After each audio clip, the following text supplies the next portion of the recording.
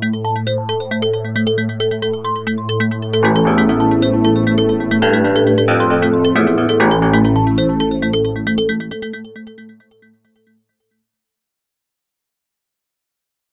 morning, everybody. I just learned that this was being videotaped. If I knew that, I'd had a tie on.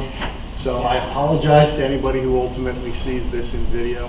And I also apologize because maybe like some of you, I don't like to see myself in pictures or video. I always think I'm better looking in person than I am, when I actually see it. And I did a PBI presentation in Philadelphia, and it was videotaped, and for some reason one of my daughters saw it, and she said, she called me, saw it, and she said, "You look really weird."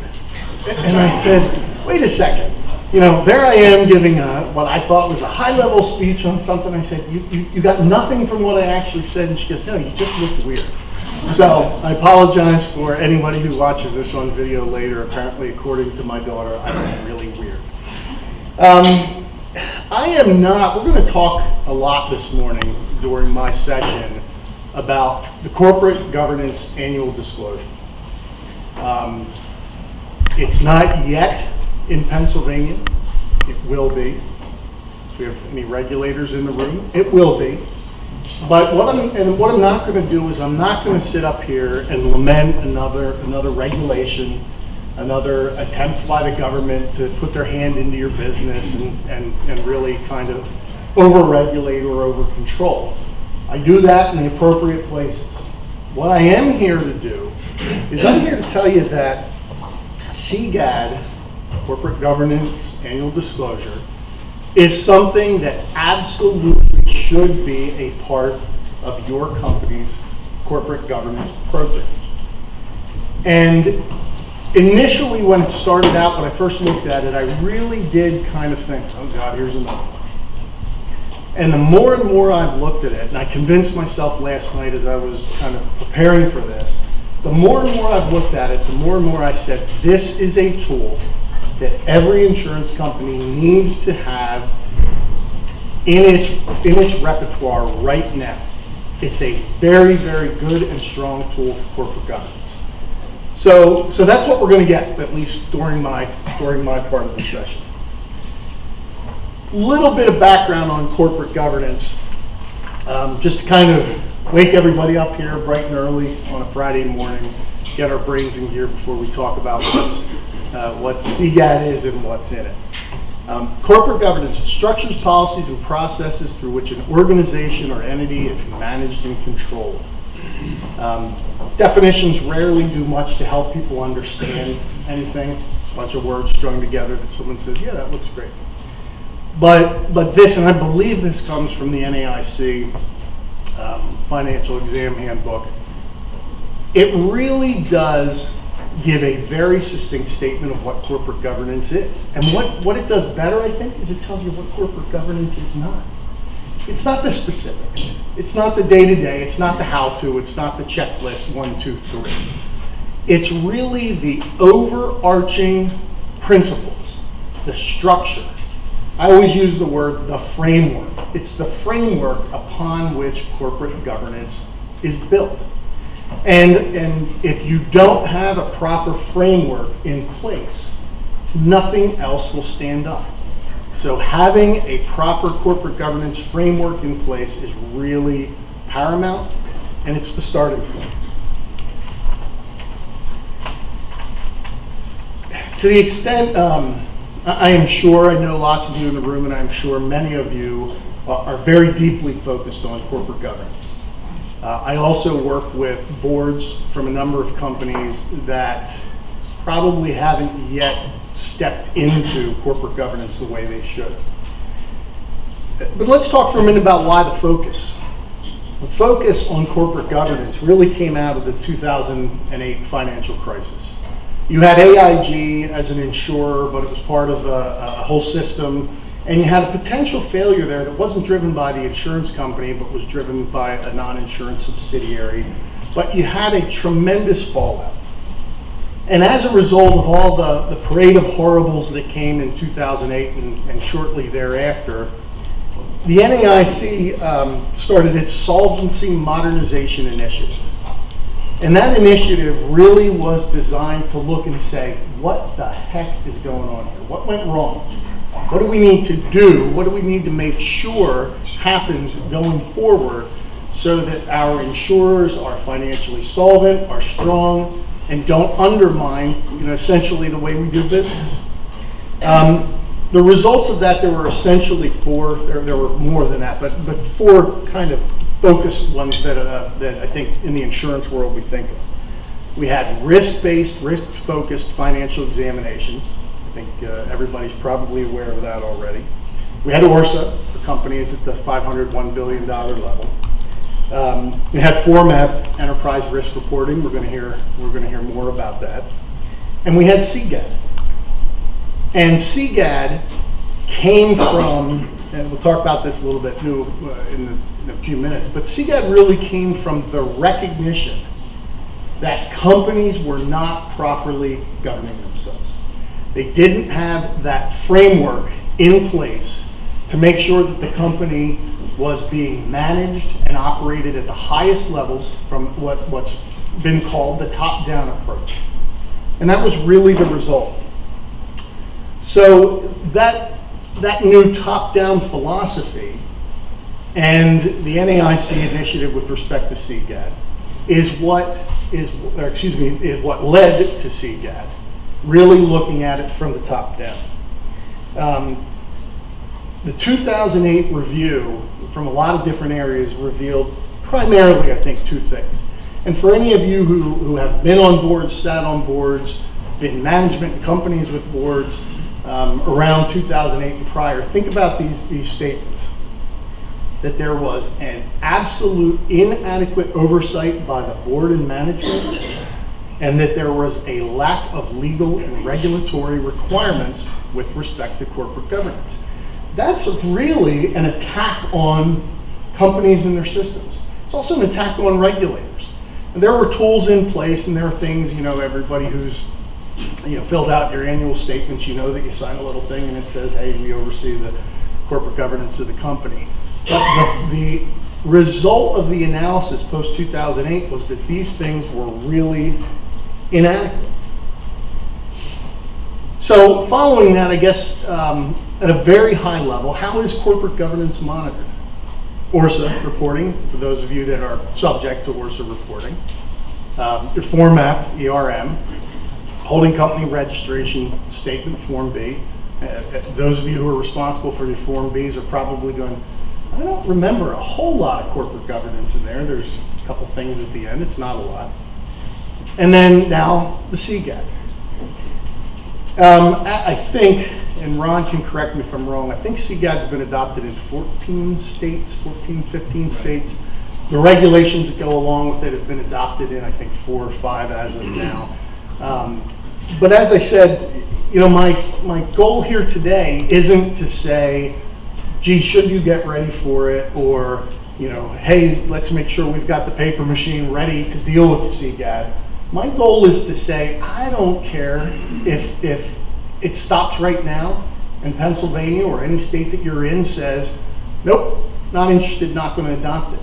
My goal is to say this is a really good tool that everybody should be using.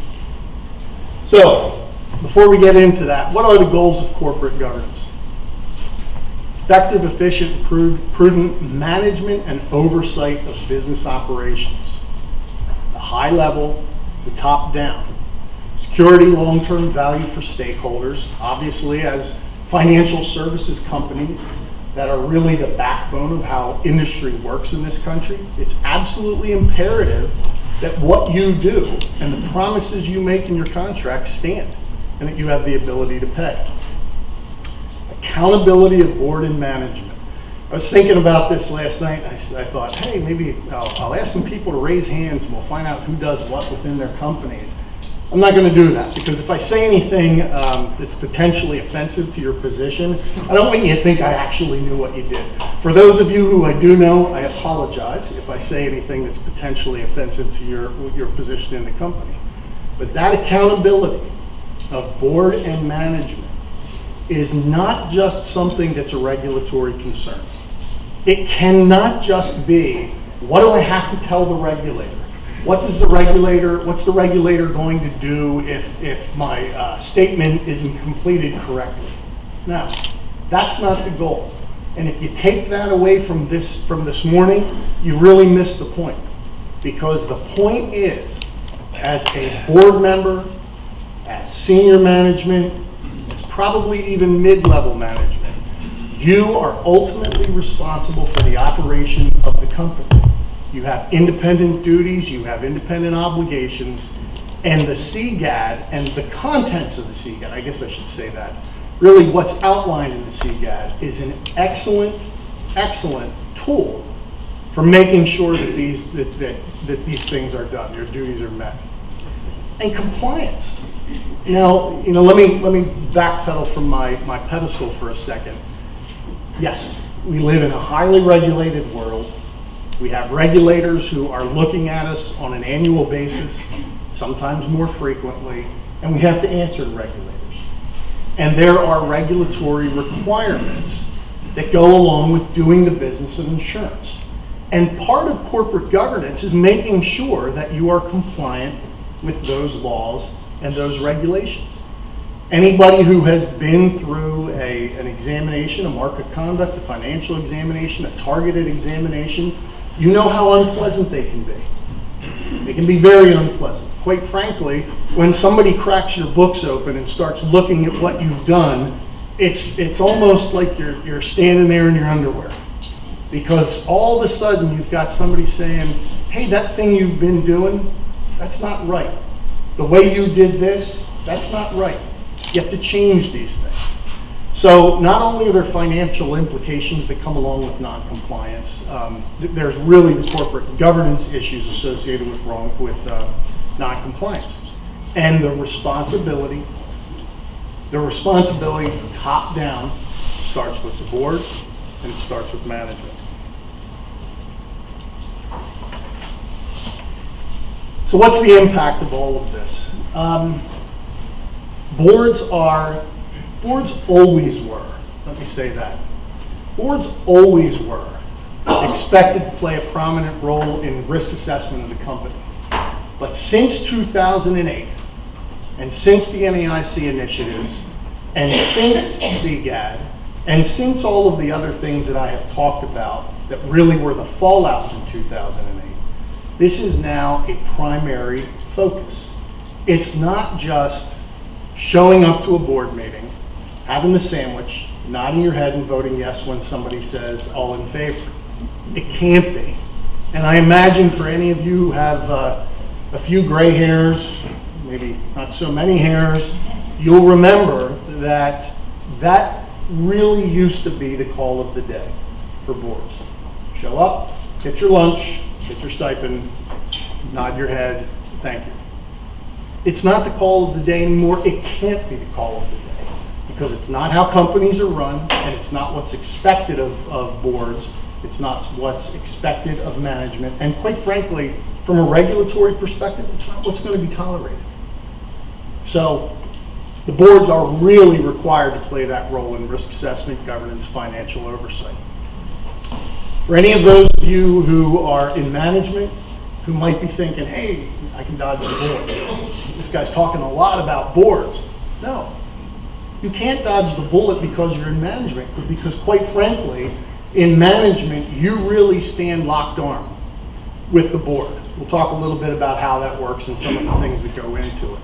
But management has greater responsibilities to the board and the company. When I wrote this, I felt like I shouldn't say greater because quite frankly, I don't think anything fundamentally has changed. I think really what it is this is an awareness and this is an identification of responsibilities that always existed, but now there's a focus on it. Against that backdrop, let's talk about the CGAD.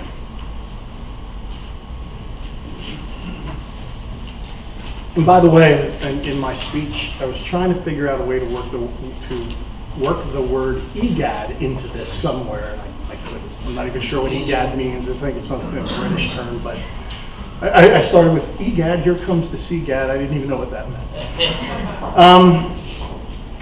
I talked a little bit about the 2008 financial crisis, but I want you to look at two of these quotes. An essential cause of the financial and economic crisis was appallingly bad risk management by the leaders of some of the largest financial institutions in the United States and Europe. Each failed firm that the commission examined failed in part because its leaders poorly managed risk.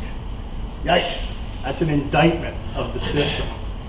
AIG, this is testimony, this is in the AIG matter, testimony of Sarah, I think it's Dahlgren, Federal Reserve Bank official, said the need to monitor how AIG used its loan was reinforced in the team's initial meetings with the company, which left her with the impression that the company's management was shell-shocked and indicated to Fed staffers that the decentralized nature of AIG's control over its various units meant it was unable to answer even some basic questions about its operation. Could you imagine if somebody looked at your board and your management and said this? That's an absolute abject failure to do the job. And that's what came out of the 2008 financial crisis. And that's why we are eventually going to be left with CGAD. So what is it? What is CGAD? And by the way, I don't want to minimize it because it is coming to Pennsylvania. It's if anyone disagrees, raise your hand and we'll talk about that, but it's coming. It's coming pretty quickly. I think it's sitting right now, House Committee. Ron, is that right? Yes, Yep. and actually Alan's right here, so he can give you a better idea. So it's in the process. It's going through the process. Sometimes the process is slow, but it's coming. So what is it? It's a model law and a regulation. It's adopted by the NAIC, effective 1/1/16. As we said earlier, 14, 15 states have already adopted the model law. 4 or 5 have already adopted the regulation. Top insurance regulatory trend. The ultimate intent of CGAD is to provide regulators a tool for assessing a company's corporate governance on an annual basis. And as I start to talk a little bit more about what's in it, I'm always skeptical of things like this because I feel like there's so much paperwork that flies around in your industry and paperwork that flies to regulators that some of this gets lost. I will tell you, if tomorrow I became a regulator and I had to read 2 things, I got my pick of the stack, I had to read 2 things. It'd be your financial statements and it'd be your CGAD. And you'll see, I think you'll see why when we talk about what's required in it. All right, we already talked about the likelihood of adoption. What the CGAD is filing that includes a detailed narrative, documentation to respond to inquiries under 4 areas. If you haven't seen it yet, if you haven't read the model law, or you haven't been exposed to it, it's a report. It is not a fill in the blank. It is not provide little tidbits of information. It's a narrative. And the important thing, and you see narratives in other areas, ORSA for any of you who are exposed to that, and certainly some of your annual filings. But the thing that struck me when I started to look at the model law and I started to look at some examples of how carriers are responding is this is really an opportunity to tell the story. This is not just information that you hand to a regulator for them to decipher. This is your story. This is your opportunity. And the thing I love about CGAD and why I hope the theme of what I'm talking about this morning is really that it's a wonderful tool for companies to use anyway, is because when you start having to do that narrative and you start having to respond to the areas of inquiry that we're going to talk about, it kind of forces you to do a little bit of an introspective. Because you can't just pull boilerplate that was in some filing 2 years ago, and you can't just say, hey, here, take a look at these documents, I think they tell the story. No, you get to tell the story. You have to tell the story. So it's a narrative. And the 4 key areas are your governance framework and structure, policies and practices of the board and the board committee, policies and practices for directing senior management, and then oversight of certain critical risk areas. And what I would ask you to think about as we talk a little bit is think about when you have to start drafting your narrative to explain these different areas. What will you say? How will it look? How can you justify what you've done? Can you justify what you've done? You know, simply saying, hey, I just got here a few years ago and that's the way it was done. Gee, that's what the committee rules say, or that's what the bylaws say. It's not going to be enough. You've got to really explain how everything you do in the corporate governance world is appropriate for your company. Again, not check the box, no specific form or format, and insurers have discretion regarding the appropriate format and are permitted to customize the CGAD to provide the most relevant information necessary. And the ultimate goal is to provide the regulator, permit the regulator to gain an understanding of your governance structure, policies, and practices. So you really have a lot of flexibility here in how you're responding. But that doesn't mean that you don't have to essentially convince the regulator, convince yourself as you're going through the process that what you're doing makes sense, that what you're doing is appropriate, it's regulatory compliant. You really have to tell that story.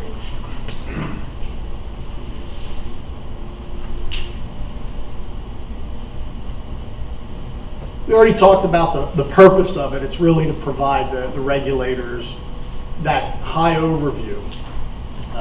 Let's skip to the second bullet though. You have to go beyond the corporate governance documents to provide information on actual practices, and in some cases rationale, some cases more than not. The rationale for and suitability of the practices. Stop and think about that.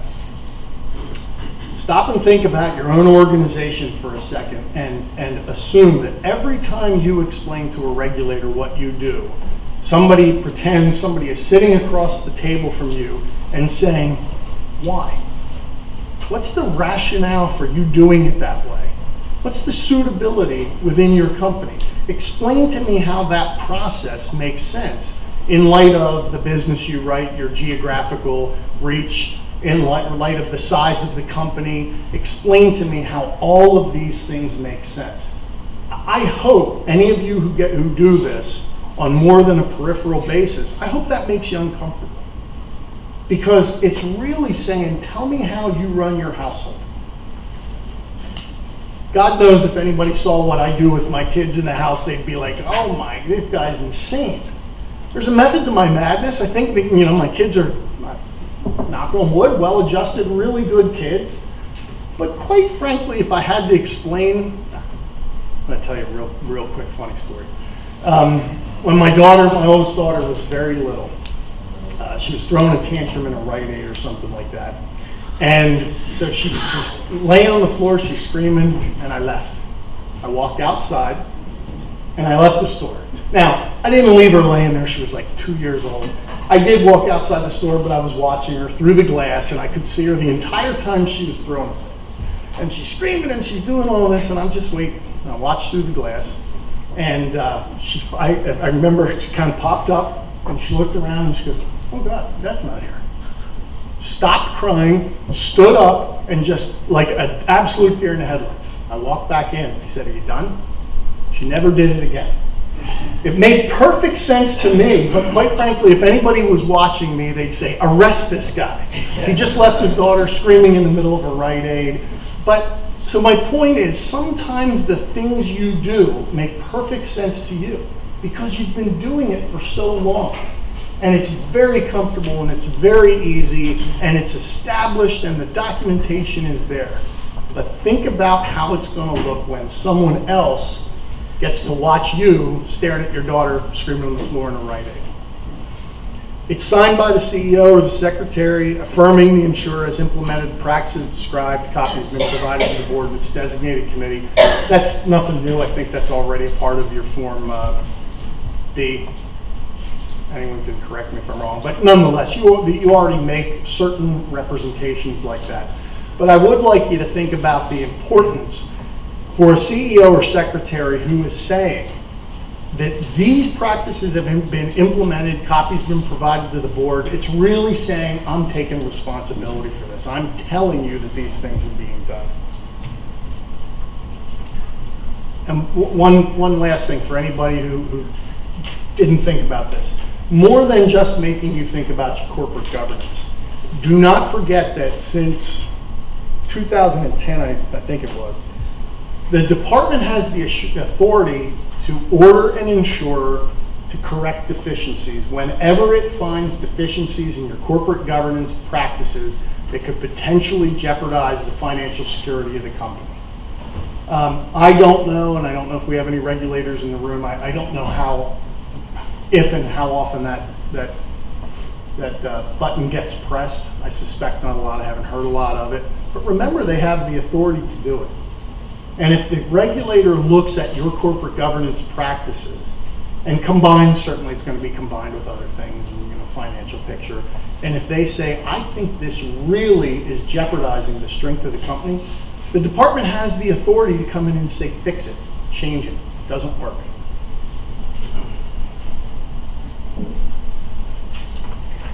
All right, so let's talk about the things that have to be included.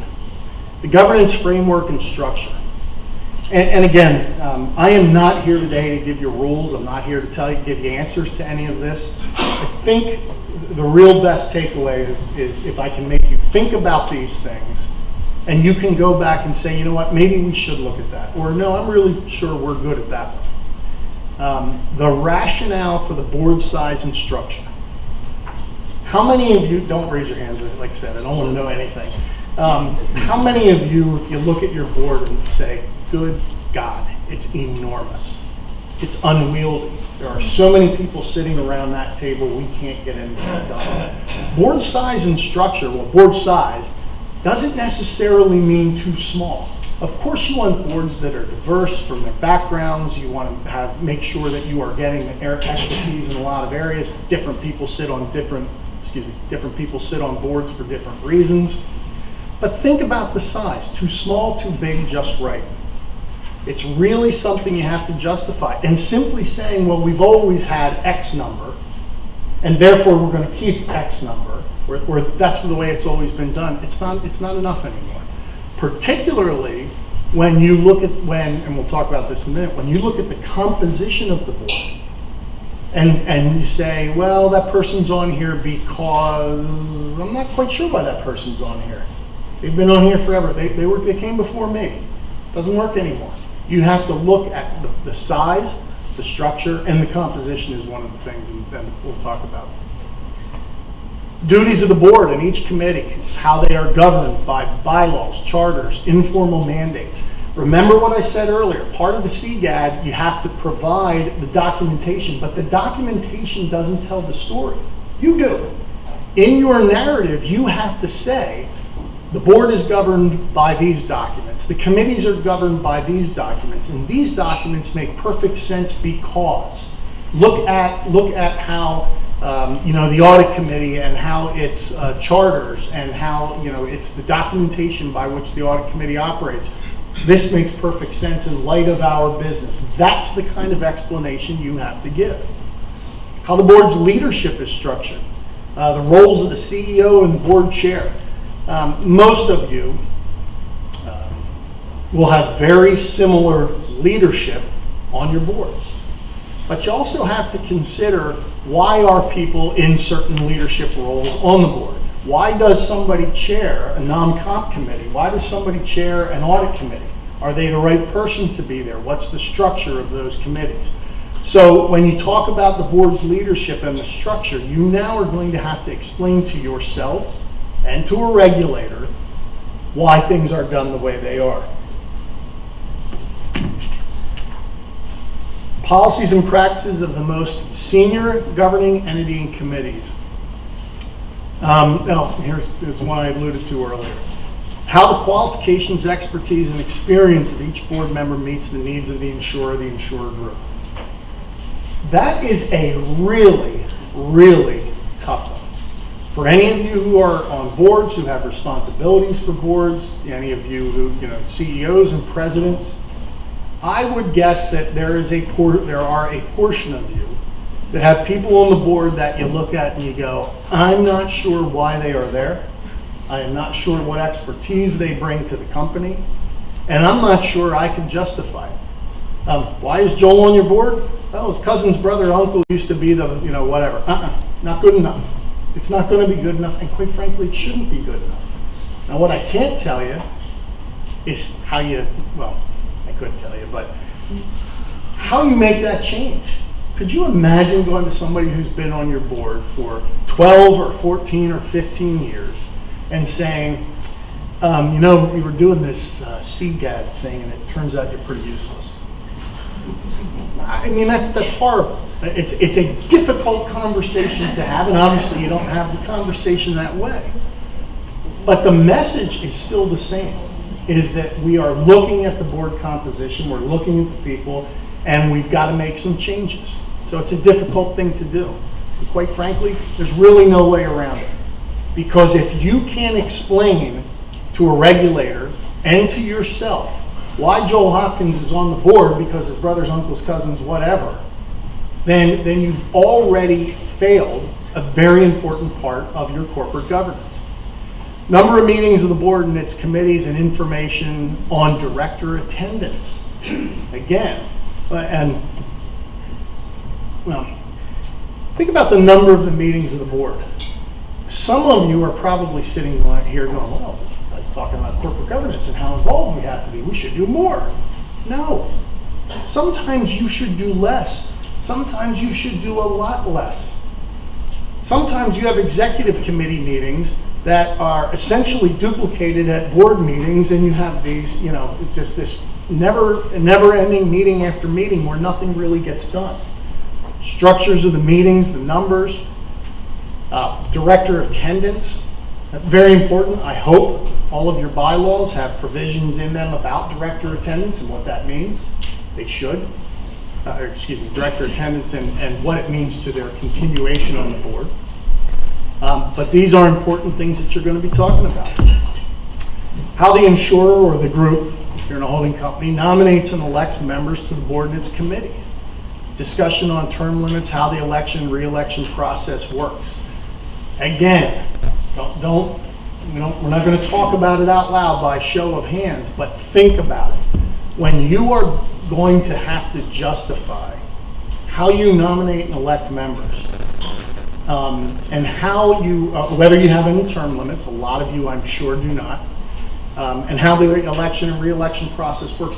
Think about how cozy for some of you that process has been for the last 30, 40 years.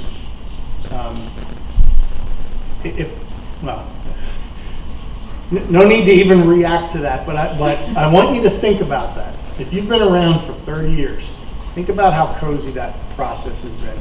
Hey, Bob, you want to be on the board? Good. Come show up at the next one. All in favor of Bob? Yay, Bob's on. You think that doesn't happen? I hope it doesn't for any of you here.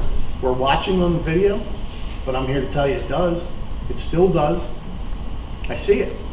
And now you're going to have to justify it. You're going to have to explain it. And the process for a board to evaluate the performance of the board and its committees, measures taken to improve performance.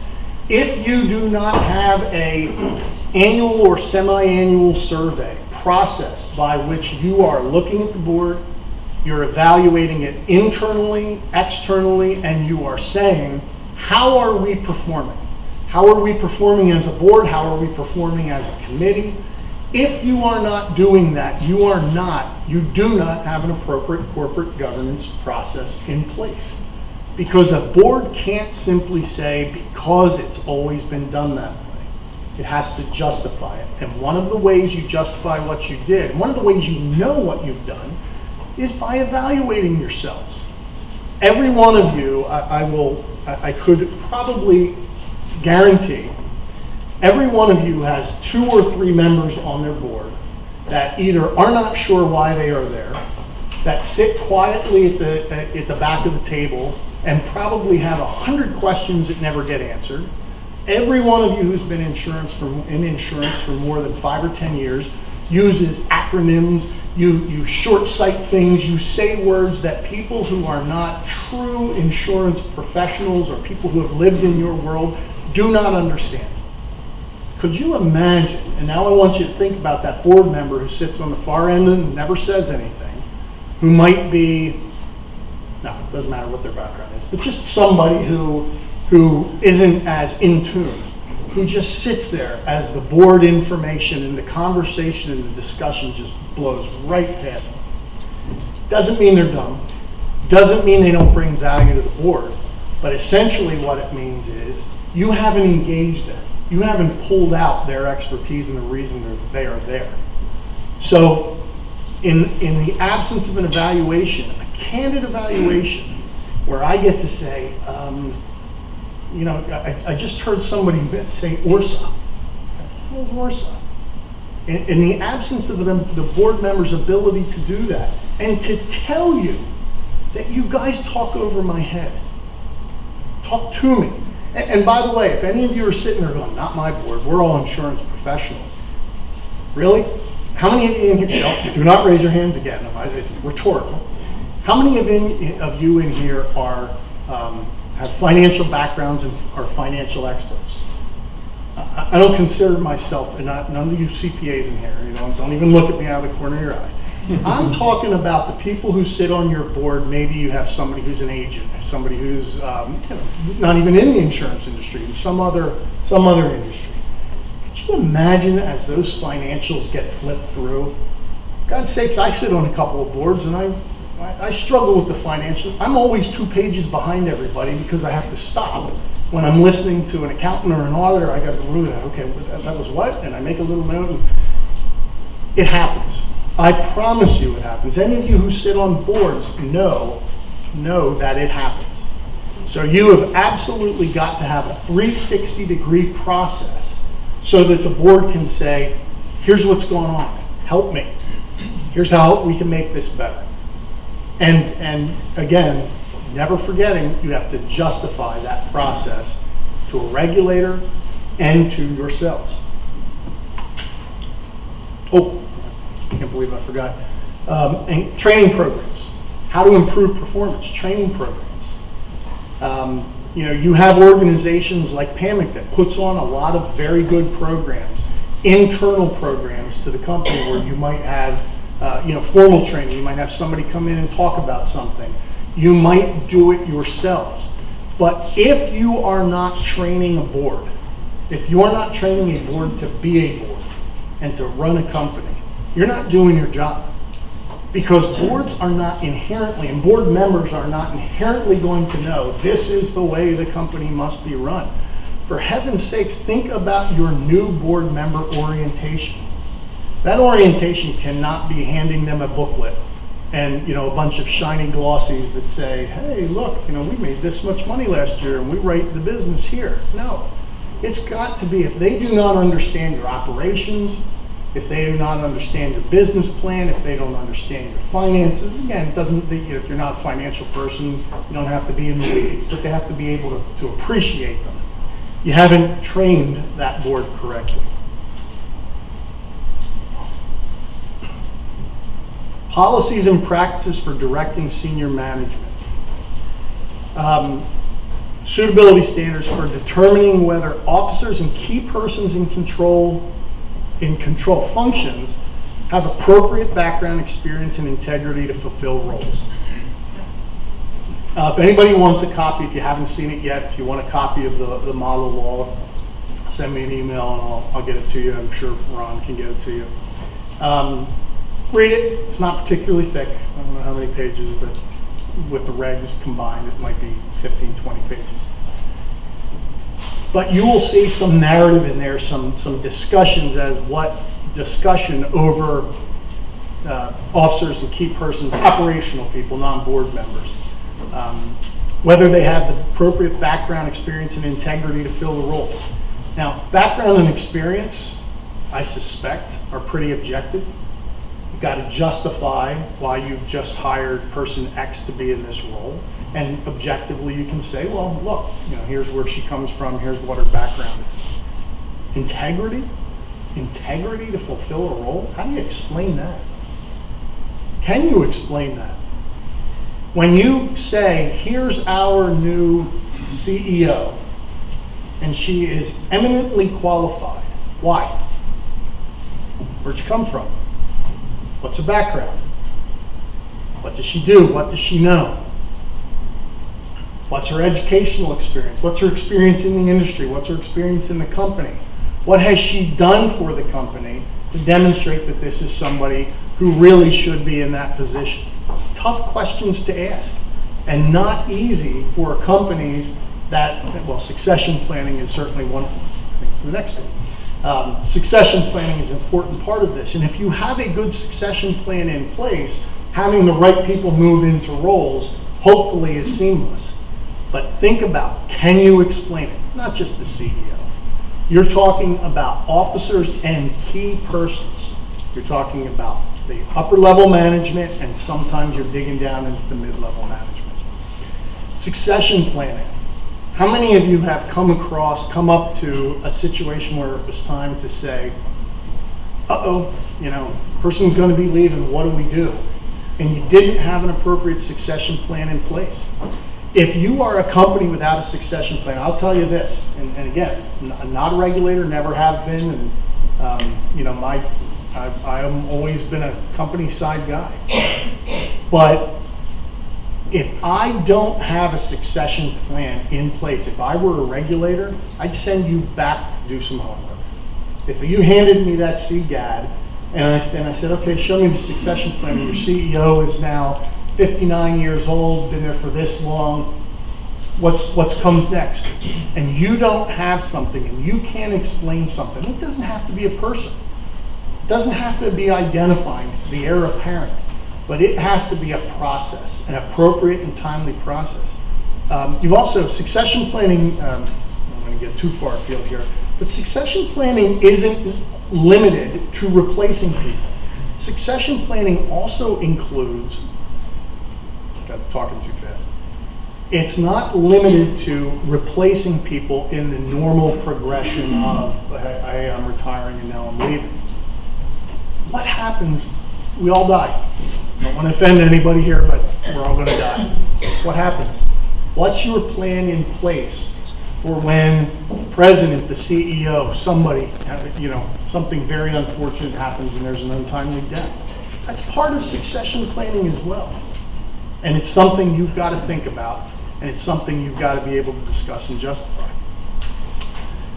Processes for performance evaluation, compensation, and corrective action. And look, it's underlined for a reason. Must include sufficient information for an understanding how the organization ensures that compensation programs do not encourage or reward excessive risk-taking.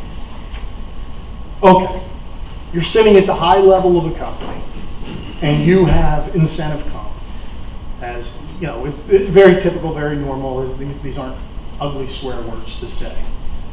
But what you have to know is, can I justify that my compensation system isn't such that I am incentivizing the CEO to go out there to buy a risky book of business simply to add premium to the company, so that they get their big bonus.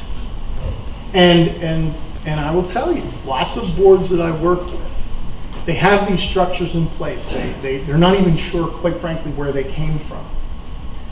But ultimately, the question is going to be, are you encouraging or rewarding excessive risk-taking? And it doesn't mean you don't want people to take risk. People run organizations because they understand, for God's sake, you're in the insurance industry, you deal with risk every single day. And business risks are part of what you do. And that's okay. You want companies to take risks. You want companies, being a sleepy company that does nothing is not a good thing. You want companies to take risks. You don't want them to take too much risk, and you don't want to create financial incentives for your leaders to do that.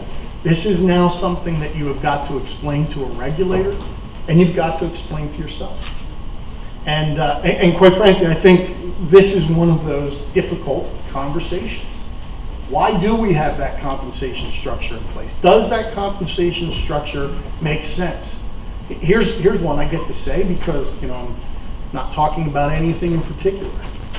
Do you inadequately compensate your leaders, your management team, inadequately compensate them on a fixed basis with only the hope that they can be fairly compensated through incentives? Think about that for a second. If you grossly underpay me, I don't even know how I wanted to say that. If you pay me less than market, and the only way I get to make as much as my peers is through a program that incentivizes me to do things, then you've almost forced me to make those decisions. I don't think that came out as smart as I was thinking it in my head, but the point is, if you undercompensate people and the only way they're adequately and appropriately compensated is through incentive programs that encourage risk-taking. If I'm a regulator, I look at that with pretty high scrutiny. If I'm a board member and I find out about it, probably my first thought is, let's knock that off. Let's make sure people are adequately compensated and properly incentivized, and don't put a carrot and don't use a stick. But these are the types of things you're going to have to talk about, policies and practices for directing senior management. Oversight of critical risk areas. The processes by which the board, committee, senior management ensure an appropriate amount of oversight of critical risks. Risk management, actuarial investments, reinsurance, business strategy, finance, all the stuff that you guys do on a day-to-day basis. But when you're talking about oversight of those areas, and the bullet points really get into the narratives required into the CGAD, how oversight and responsibilities are delegated between the board, its committees, and management. Who does what and why? There are boards, insurance company boards, where the board, I've looked at them and they are so involved in the day-to-day operations, it kind of scares me. Not because I'm saying they couldn't, but they shouldn't. It's not their job. Top down, high-level board sets the tone. And sometimes we have boards that really get involved in the day-to-day. Again, not here to give answers, but I'm here to ask the questions because these are the questions you have to ask yourself. Does that make sense? Do you have board doing management functions that they really shouldn't? Happens quite a bit in the insurance world. You see it with some of the smaller mutuals, but you see boards really trickling down into management. The committees, how do you use committees? Do you just have a committee because you always did? Do you have a committee because it is really serving a useful purpose, that it's taking actions that the board would otherwise do as a whole, it's getting that work done and it's bringing it back to the board? I was at a presentation where a general counsel from a fairly large insurance company talked about whether an insurance company board needed an executive committee. And as soon as he said it, I went, my first thought was, is that even legal? Don't you have to have an executive? What's this guy talking about? And he kept talking and talking, and by the end of the time he was done talking, I'm like, wow. I'm not recommending anyone do away with their executive committee. But what his point was, is that sometimes you have executive committees that really aren't serving a purpose. Executive committees, of course, exist and they take action between board meetings and all those things. Again, I'm not encouraging that. All I'm saying is that as I listened to him and I started thinking about other committees, it made me wonder, can you justify the responsibilities being delegated to a committee?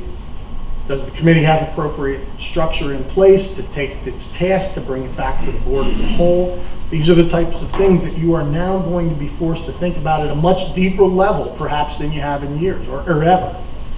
How's the board kept informed of strategic plans, associated risks, monitoring and management of risks?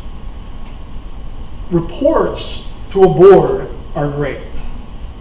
And that's certainly one of the ways you tell a board what is going on. I'm here to tell you, and I'm going to use my example for the Central Pennsylvania Food Bank. I was on the board and I was past president of the Central Pennsylvania Food Bank. When I first got in there, I didn't understand anything they were talking about. I didn't speak their language. I didn't know their business. I didn't understand it. And I would get these reports, and they'd be handed to me, and I'd try to really quick read them. Wait a second, that's not true. I got them ahead of the board meeting, so I didn't quickly read them. I gently and slowly read them, but you know what I mean. I'm reading these reports, and I'm going, wow. Handing me a glossy report wasn't an appropriate way to keep me informed of strategic plans. I learned more at the board meetings because I wasn't afraid to say, hey, I'm the dumb guy in the room, tell me what the heck any of this means. But how you keep your board informed is extremely important. It can't just be every board meeting they get an audit committee report, every board meeting they get and the management reads through bullet points of here's what happened since. No. That's not keeping the board informed. Keeping the board informed includes saying things like, here's a real issue that popped up from the last time we talked that we need to really emphasize. It's setting time aside for it. The reports are necessary, don't get me wrong, but it can't just be limited to that. Frequency at which information on critical risk areas is reported to and reviewed by management and the board. You live in a world where stuff happens very quickly. And it can happen so quickly that if it goes on between board meetings, between board meetings, you can go from situation to occurrence to crisis like that. And knowing that you have a process in place for reporting, not just, hey, I'm going to call an emergency meeting of the board, but really keeping people informed on a timely basis that may not always coincide with meetings and committee meetings.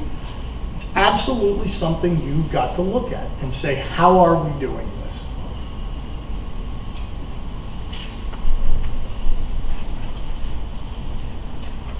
That's a smattering of what's required under the CGAD.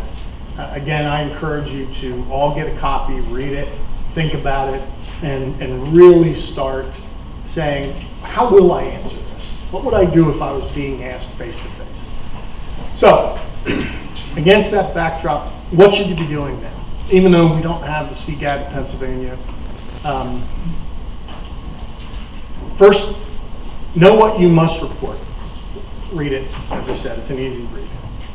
But could you today provide rational, logical, and meaningful information in response to the areas that are inquired upon in the CGAD? If you can, good for you, help your neighbors. But most of you, I suspect, will look at this and go, oh my God, if I had to write this right now, if I had to give 3 sentences in response to that area of inquiry, I don't know what I would say.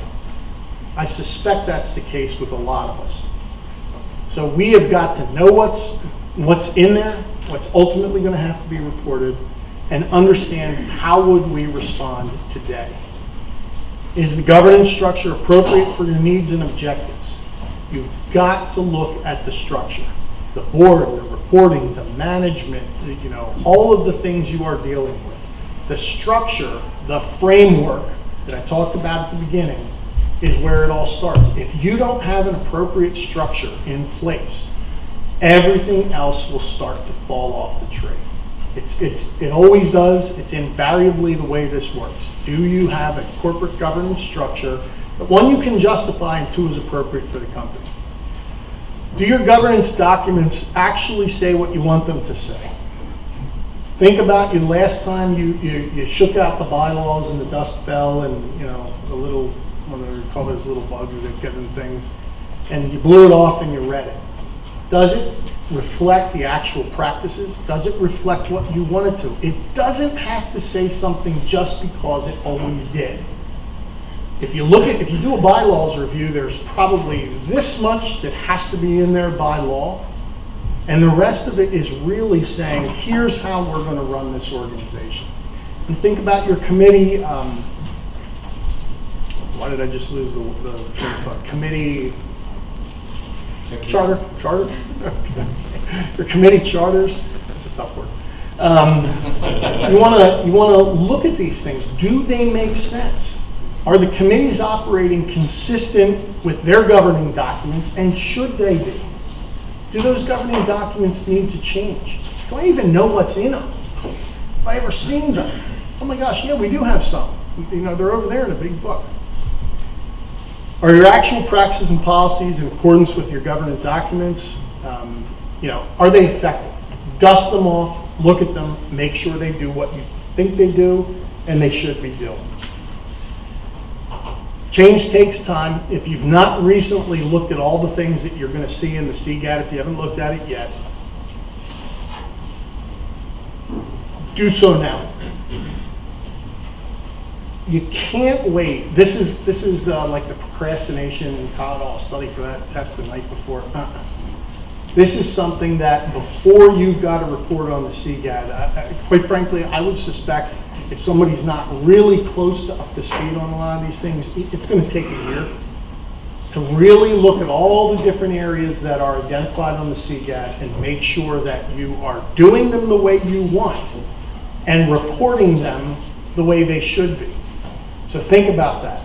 Sometimes you might crack into this and go, oh my God, I do not want to have to tell a regulator in response to a CGAD requirement that. Well, fix it. Fix it now. Now is the time. Don't wait until you have to tell them, because when the CGAD gets updated, you don't have to just do the same thing year after year. You can really identify differences from year after year. So quite frankly, get in front of it. Make sure the first one's the good one, and then everything builds off of that. You got to be thinking about corporate governance. It's more than just a regulatory reporting and monitoring tool. It is a great tool for all of you to go back and say, here are the areas we need to be thinking about in the operation of the company.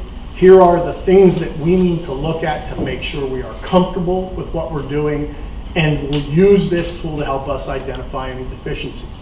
It's a springboard for asking the right questions, evaluating the company's performance, and taking proactive steps.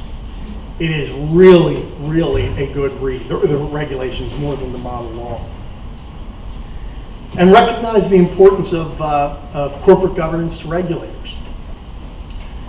Even if you don't have the CGAD, that doesn't mean regulators aren't looking at all of the same things. Any of you who have ever been through a financial exam, which is every one of you,